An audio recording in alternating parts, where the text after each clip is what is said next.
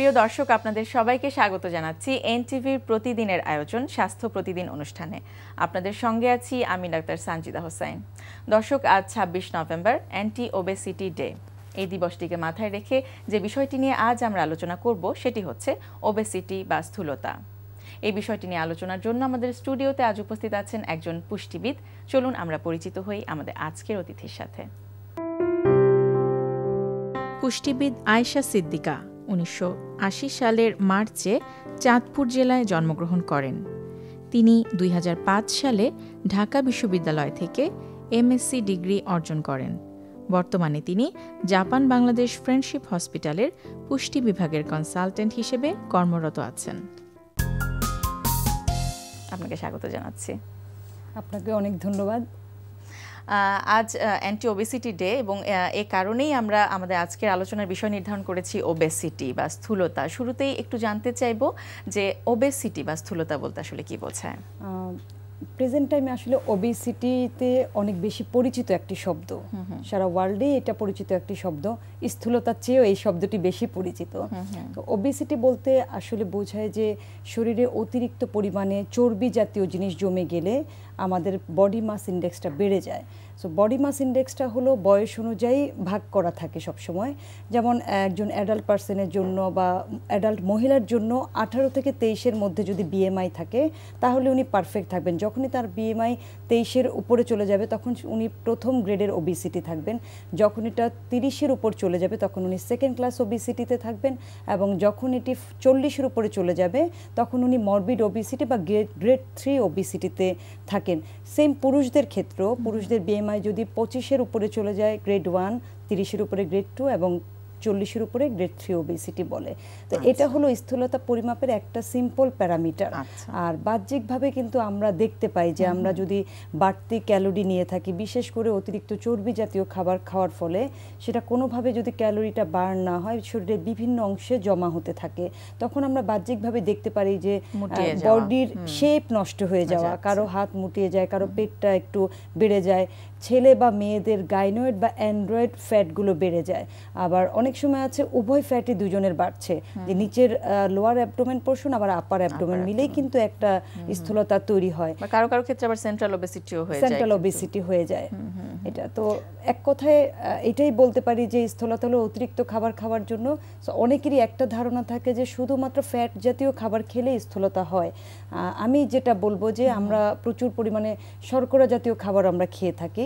So শর্করা জাতীয় খাবার হলো ভাত, রুটি, চিড়া, মুড়ি, বিস্কিট, এই জাতীয় কিন্তু এই যে মুটিয়ে যাওয়ার পেছনে অনেক বড় একটা কারণ। কারণ শর্করা জাতীয় খাবার মানে অটোমেটিক আমাদের শরীরে কিন্তু ফ্যাট হয়ে ধরা দেয়। অর্থাৎ আপনার পরিমাণের চেয়ে যেটা আপনি বাড়তি খাবেন সেটা বডিতে কাজে না লেগে সেটা বডিতে অটোমেটিক ফ্যাটে রূপান্তরিত হয়। সো শুধুমাত্র তৈলাক্ত খাবারই না, অন্য যে খাবারগুলো আছে সেই খাবারগুলোকে আমাদেরকে সবসময় পরিমিত পরিমাণে খেতে হবে। আমি একটু জানতে চাইবো এই ওবেসিটি বা মুটিয়ে যাওয়ার খারাপ প্রভাবগুলো আসলে কি কি হতে পারে, যেগুলো আমাদের, আপনি যেটি বিএমআই বলছিলেন, বা যারা কিনা তার বয়সের তুলনায় বেশি মুটিয়ে গেছেন তাদের ক্ষেত্রে। শিশুদের ক্ষেত্রে বিএমআইটা একটু অন্যভাবে পরিমাপ করা হয়। আমরা কিন্তু ইদানিং দেখছি যে শিশুদের ক্ষেত্রেও এটি অনেক বাড়ছে এবং এটি কিন্তু অনেক চিন্তার বিষয় যে শিশুদের অতিরিক্ত মোটা হয়ে যাওয়া, যদিও বাবা মায়েরা এটিকে খুব ইন্সপায়ার করে থাকেন। অ্যাকচুয়ালি ওবেসিটিটাই কিন্তু একটা ডিজিজ। কারণ এই একটা ডিজিজ যদি আপনি কন্ট্রোল করতে পারেন সেক্ষেত্রে আপনি কিন্তু ডায়াবেটিস, হাইপারটেনশন থেকে শুরু করে cardiology, liver disease, kidney disease, even though আপনি ক্যান্সারকেও প্রোটেক্ট করতে পারবেন। কারণ যখনই আপনার ওবেসিটি গ্রো করবে আপনার অর্গানগুলো প্রত্যেকটা আপনার এন্ট্রিতে কাজ করবে, এবং আমাদের পা এবং আমাদের স্পাইনালের একটা কিন্তু নির্দিষ্ট ওয়েট নেওয়ার ক্যাপাসিটি থাকে। যখনই আমরা কিন্তু বাড়তি ওজনটা দিচ্ছি তখনই কিন্তু আমাদের পা এফেক্টেড হচ্ছে, স্পাইনাল এফেক্টেড হচ্ছে। প্রেজেন্ট টাইমে আমাদের যে ফিজিক্যাল মেডিসিনের ডক্টররা দেখছেন, ফিজিক্যাল মেডিসিন কিন্তু সব পেশেন্টই ওভারওয়েট, ম্যাক্সিমাম 99% পেশেন্টই ওভারওয়েট থাকে, 1% পেশেন্ট থাকে যে হলো আন্ডারওয়েট। সো ওবেসিটি এবং আন্ডারওয়েট দুটোই কিন্তু ম্যালনিউট্রিশন, দুটোই খারাপ। সো আমাদেরকে সবসময় পারফেক্ট ওয়েটে থাকতে হবে, কারণ এক ওবেসিটি যার ডিটেক্টেড হবে সে কিন্তু প্রত্যেকটা ডিজিজের জন্য অ্যালাউড, এবং তার কিন্তু ইমিউনিটি লেভেলটা নষ্ট হয়ে যায়, যার ফলে একজন সুস্থ মানুষ বা পারফেক্ট ওজনের একজন ব্যক্তি যত দ্রুত রিকভার করতে পারে ওবেসিটি জনিত ব্যক্তি ব্যক্তি কিন্তু তত দ্রুত রিমেডি পায় না, বিকজ অফ শিশুদের ক্ষেত্রে আপনি বলছিলেন তার ওবেসিটি, তার ইমিউনিটি লেভেলটা নাই।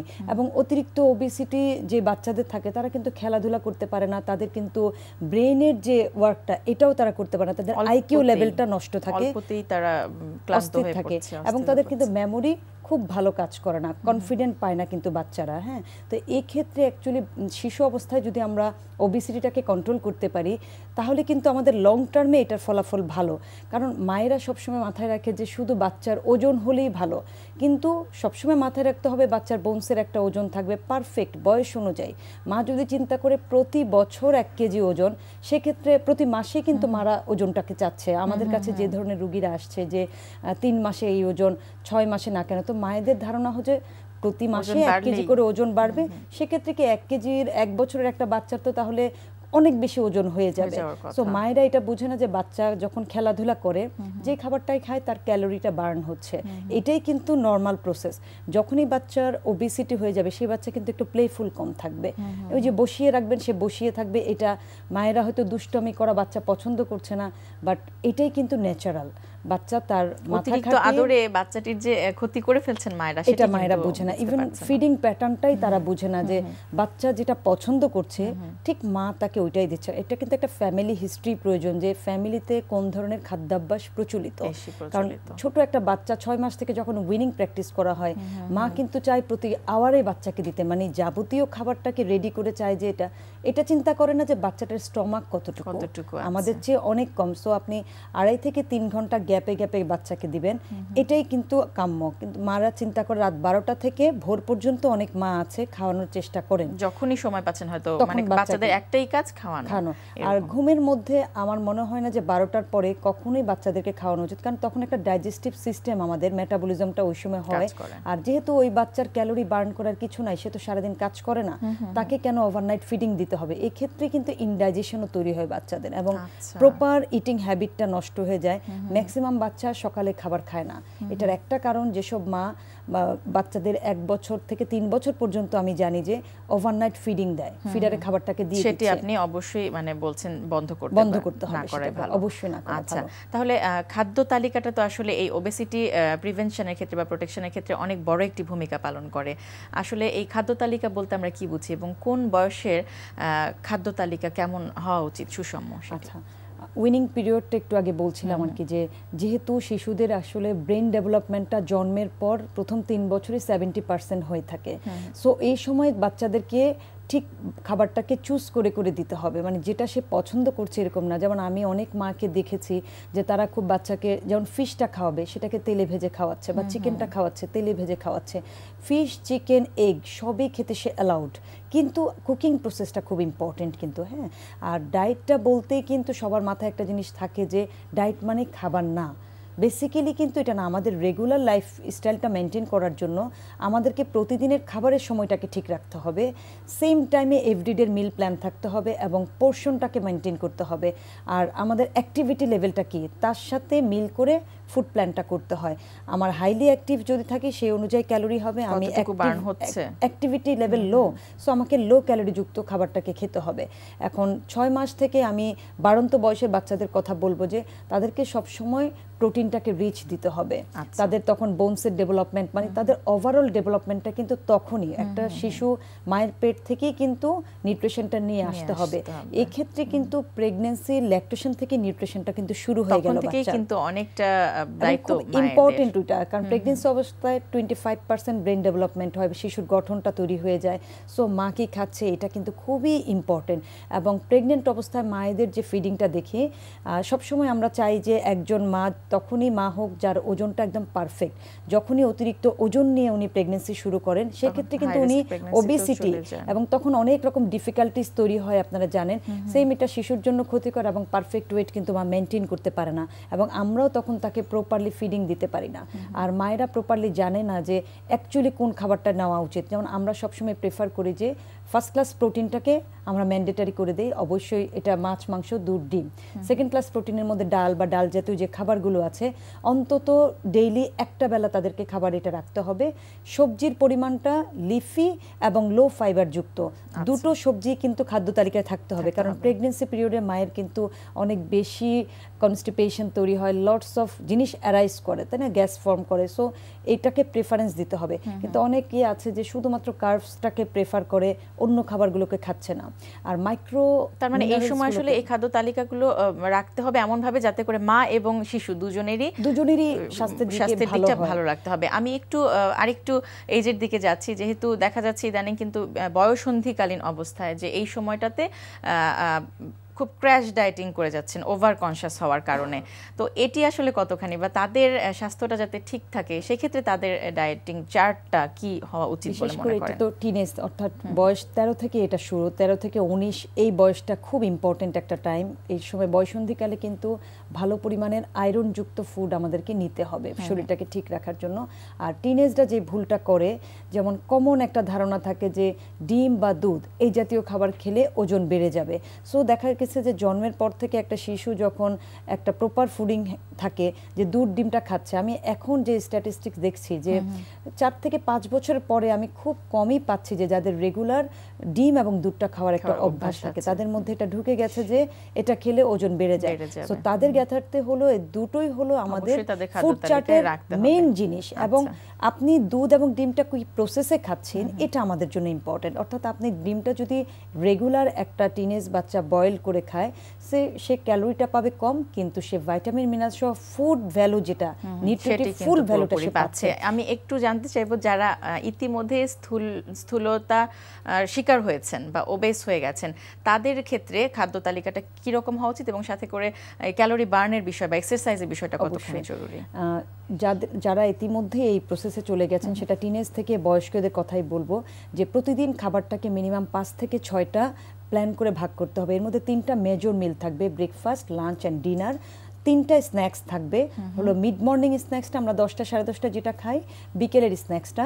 আর বিশেষ করে ডায়াবেটিক বা হার্টের পেশেন্ট যারা, তাদেরকে আমরা লেট নাইট একটা স্ন্যাক্স নিতে বলি, অর্থাৎ লেট নাইট বলতে সেটাও 9:30 থেকে 10টা পর্যন্ত। সো ব্রেকফাস্টটা সবসময় আমাদেরকে ইট শুড বি গুড।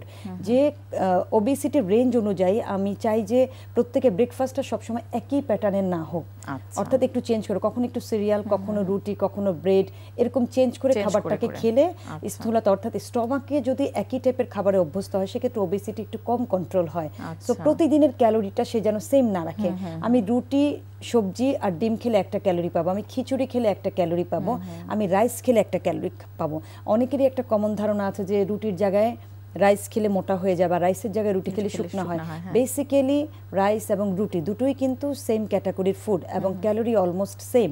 কেন আমরা পার্থক্যটা করি, যে রুটি যখন আপনি নেবেন তখন আপনার আইটেমটা কম লাগে, রুটি দিয়ে খাবার আইটেমটা কিন্তু একটু কম থাকে, ভাতে আপনি প্রচুর আইটেম, সো দ্যাট ক্যালোরিটা কন্ট্রোল করা যায়।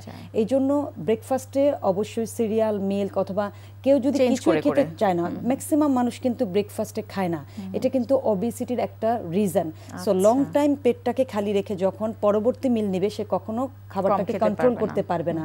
এবং ম্যাক্সিমাম মানুষের ফুড হ্যাবিটটা হলো দুপুর 12টা থেকে স্টার্ট হয়ে রাত 12টা পর্যন্ত চলে যায়, ডিনারটা করে ঘুমিয়ে যাওয়া ওবেসিটির আরেকটা reason. So anyhow calorie burn করতে হবে। যারা সারাদিনে কোনো টাইম পায় না, তাদেরকে একটাই বলবো, এনিহাউ 8:30টার মধ্যে খাবারটাকে নিয়ে রাতে ডিনারটা করে অবশ্যই 35 মিনিটসের একটা ওয়াকিং দেওয়ার জন্য। অবশ্যই এই খাদ্য তালিকার সাথে সাথে এই ক্যালোরি বার্ন বা যেটি আপনি এক্সারসাইজ বা ওয়াকিং এর কথা বলেছেন, সেটি কিন্তু অনেক জরুরি। কারণ আপনি যত মিনিমাম খাবার নেন না কেন, 500 গ্রামের খাবার নিয়েছেন কিন্তু কোথাও বার্ন করেননি, আপনার বডিতে সেটা ডিপোজিট থাকছে। এবং ফ্রুটসের কোনো মিল কিন্তু আমাদের খাদ্য তালিকায় থাকে না। আমরা 10টা সাড়ে 10টা বা স্ন্যাক্সগুলো তো ম্যাক্সিমাম টাইমে তেলের খাবারটাকে খাই, প্রচুর খেতে হবে, মিনিমাম 18 থেকে 20 গ্লাস অফ ওয়াটার। এবং এই ক্ষেত্রে অবশ্যই একটা জিনিস মানতে হবে যে ফুডের আধা ঘন্টা আগে পরে পানিটা খেলে ডাইজেশনটা খুব ভালো হয়, মেটাবলিজমটা যত ভালো হবে তত ওবেসিটি রেঞ্জটা কমে যাবে। এবং দুইটার মাঝামাঝি সময় যাতে পানিটা না খায়, তাহলে হলো গ্যাস্ট্রাইটিসের প্রবলেমটা খুব বেশি গ্রো করে খাবারের মাঝখানে। আপনাকে অনেক অনেক ধন্যবাদ, অনেক গুরুত্বপূর্ণ তথ্য আপনি এই অল্প সময় আমাদের দিয়েছেন। আপনাকে অনেক ধন্যবাদ। প্রিয় দর্শক, আমরা শুনছিলাম এই অ্যান্টি ওবেসিটি ডে উপলক্ষে যে বিশেষ একটি বিষয়, যে ওবেসিটি বা স্থূলতা, এই বিষয়টি নিয়ে বেশ কিছু গুরুত্বপূর্ণ তথ্য আমাদের আজকের পুষ্টিবিদের কাছ থেকে। আশা করছি তিনি যে পরামর্শগুলো আমাদের দিলেন, খাদ্য তালিকার কিছু টিপস আমাদের দিলেন, সেগুলো আশা করছি আপনাদের উপকারে আসবে।